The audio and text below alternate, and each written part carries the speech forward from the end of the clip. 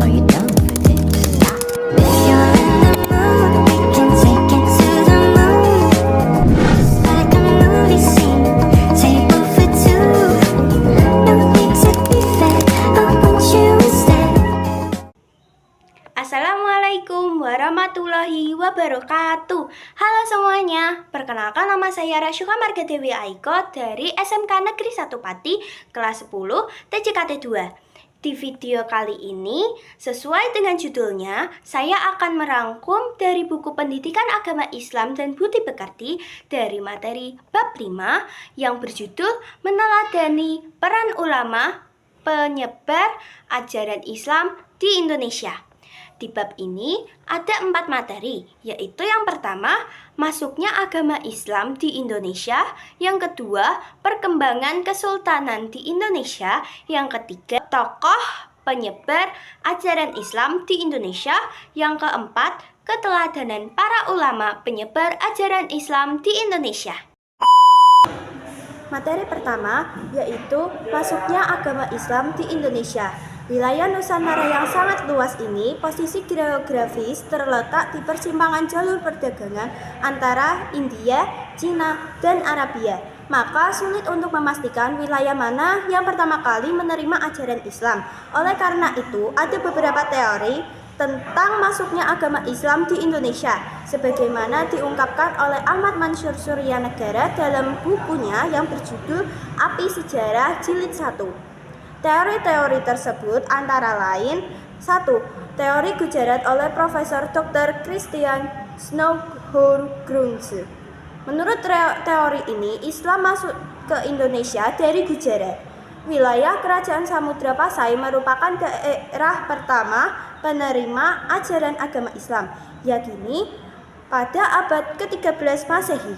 Teori ini tidak menjelaskan secara rinci antara masuk dan berkembangnya Islam di wilayah ini. 2. Teori Makkah dari Profesor Dr. Buya Hamka. Menurutnya, Islam masuk ke Nusantara pada abad ke-7 Masehi. Berdasarkan berita Cina dinasti Tang, ditemukan pemukiman saudagar Arab yang di wilayah pantai barat Sumatera. Kerajaan Samudra Pasai didirikan pada abad 13 Masehi atau tahun 1275 Masehi. Artinya bukan awal masuknya Islam, tapi merupakan perkembangan agama Islam.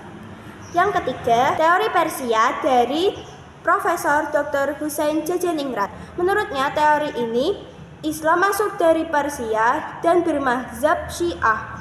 Teori ini dipandang lemah karena tidak semua pengguna sistem baca tersebut di Persia sebagai penganut Syiah, sedangkan mayoritas Muslim Jawa bermazhab Syafi'i sekaligus berpaham Ahlus Sunnah wal Jamaah, bukan pengikut Syiah. Yang keempat, teori Cina dari Profesor Dr. Slamet Muljana. Menurut Slamet Muljana, Sultan Demak merupakan keturunan Cina. Tetapi menurut kebudayaan Cina, penulisan sejarah yang terkait dengan penulisan nama tempat dan nama orang yang bukan dari negeri Cina juga ditulis menurut bahasa Cina. Yang kelima, teori maritim dari N.A. Baloch.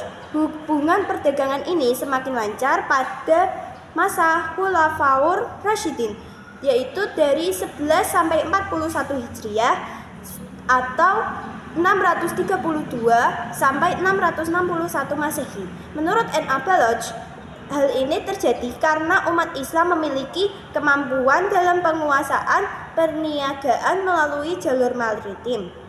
Melalui jalur ini, pada abad ke-1 Islam dikenakan di sepanjang jalur niaga di pantai-pantai tempat persinggahannya. Materi kedua yaitu perkembangan kesultanan di Indonesia. Pada masa perkembangan agama Islam adalah kurun waktu pada saat umat Islam telah membangun kesultanan sebagai bentuk kekuasaan politik. Perkembangan Islam di Indonesia semakin meluas seiring dengan banyaknya raja-raja Hindu yang memeluk Islam. Dengan demikian terbentuklah Kesultanan Islam di berbagai wilayah Indonesia. Tumbuhnya Kesultanan Islam di Indonesia tidak dapat dilepaskan dari sebab timbulnya politik di luar Indonesia. Materi ketiga yaitu tokoh penyebaran ajaran Islam di Indonesia. 1. Sultan Malik Al-Saleh. yaitu dari 1267 sampai 1297 Masehi. Maurah Silu atau Sultan Malik Al-Saleh merupakan pendiri dan raja pertama Samudra Pasai, berdiri pada tahun 1267 Masehi. Setelah masuknya Islam, Maurah Silu bergelar Sultan Malik Al-Saleh dan berkuasa selama 29 tahun. Kesultanan Samudra Pasai merupakan gabungan dari Kerajaan Peurla dan Kerajaan Pasai. Semasa berkuasa sempat menerima kunjungan dari Marco Polo. Dan menurut catatan Marco Polo, Sultan Malik Al-Saleh merupakan raja yang sangat kuat akan pengaruhnya. 2. Sultan Ahmad dari 1326 sampai 1348 Masehi. Beliau merupakan Sultan Samudra Pasai yang ketiga, bergelar Sultan Malik Al-Tahir II. Pada masa pemerintahannya, Kesultanan Samudra Pasai dikunjungi oleh seorang penjelajah dari Maroko, yaitu Ibnu Battuta. Menurut catatan Ibnu Battuta, Sultan Ahmad sangat memperhatikan perkembangan dan kemajuan agama Islam. Yang ketiga, Sultan Alauddin Riayat Shah, yaitu dari tahun 1538 Masehi sampai 1571 Masehi. Sultan Alauddin Riayat Shah berperan dan berjasa dalam penyebaran Islam di wilayah Aceh. Beliau mendatangkan ulama-ulama dari Persia, India untuk mengajarkan agama Islam di Kesultanan Aceh.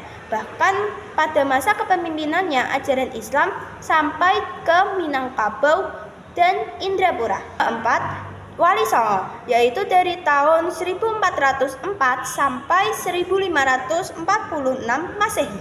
Wali Songo merupakan 9 wali atau sunan yang menjadi pelopor penyebaran Islam di Pulau Jawa. Mereka menggunakan berbagai saluran dakwah, di antaranya kebudayaan, kesenian, pendidikan, pernikahan, perdagangan, dan politik.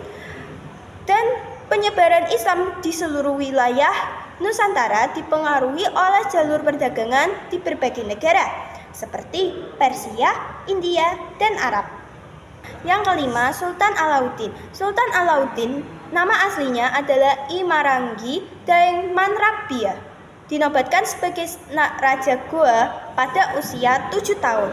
Beliau termasuk tokoh yang sangat berjasa besar pada penyebaran Islam di Sulawesi Selatan. Beliau berhasil mengislamkan kerajaan Sopeng, Wajo, dan Bone. Yang keenam, Datuk Tunggang Parangan. Datuk Tunggang Parangan atau Habib Hashim bin Musayyah bin Abdullah bin Yahya merupakan seorang ulama Minangkabau yang berdakwah di Kutai Kartanegara. Agama Islam berkembang pesat pada masa ini. Bahkan undang-undang negara dilandaskan pada ajaran Islam. Yang ketujuh, Sultan Zainal Abidin. Beliau memerintahkan Kesultanan Ternate pada kurun waktu 1486 sampai 1500 Masehi.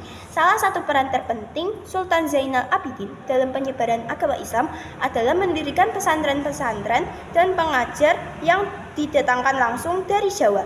Gerakan Islamisasi yang dilakukan oleh Sultan Zainal Abidin ini diikuti dan ditiru oleh raja-raja lain di Maluku. Selain tokoh di atas, masih banyak ulama yang berjasa penyebaran agama Islam di Indonesia sejak abad ke-18 sampai masa kontemporer. Materi keempat, keteladanan para ulama penyebar ajaran Islam di Indonesia. Berikut ini di antara nilai keteladanan dari para penyebar tokoh Islam di Indonesia. 1. Hidup sederhana. 2. Gigih dalam berjuang. 3. Menguasai ilmu agama secara luas dan mendalam. Yang keempat, produktif berkarya. 5. Sabar. 6. Menghargai perbedaan. 7. Berdakwah secara damai. Sekian yang dapat saya sampaikan. Mohon maaf jika ada kesalahan kata. Wassalamualaikum warahmatullahi wabarakatuh.